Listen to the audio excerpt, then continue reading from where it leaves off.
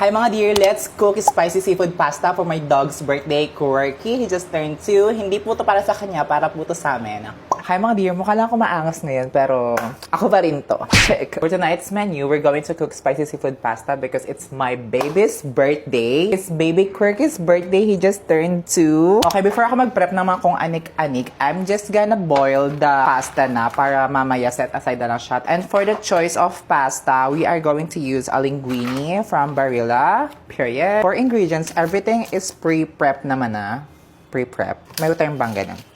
Anyways, pasta is done, perfectly cooked, al dente, period. Okay, once it's hot, ilalagay na natin yung chinap nating onion. And then for garlic, this is a life hack, dear. Naka-mince na siya, you don't need to mince a garlic na. So, ilalagay mo na lang siya like period. Okay, for the main character, we're gonna put chili flakes habang sinosotay natin to para mas umano yung aroma. And then once it's cooking, we're gonna put our seafoods. We have here peeled shrimp and squid rings. Here's the shrimp. Also pala, whenever I upload this, hindi na birthday ni Quirky, pero batiin niyo pa rin siya.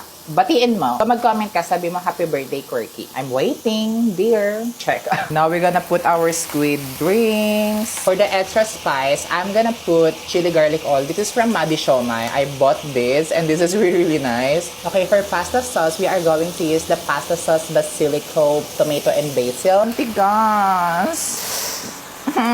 Antigas. Period. Na-open ko siya. I don't need naman. So, lagay na natin siya dyan. Period. And then, we're gonna put all-purpose cream to make this very creamy. Creamy! I'm gonna add a little bit of tomato paste para lang medyo mag-orange siya. Ayan. That's a perfect color. Okay, taste test. Period. Okay, I think the pasta sauce is ready. I'm gonna put the basil. Where's the basil? For the basil, I meant fresh leaves basils. Basil? Okay, now let's put the pasta back in. Oh my God! If you think we're done, not yet. We're gonna put the final emote, which is the Parmesan cheese. Okay, taste test. Cook that. I cook that. I cook that. Period.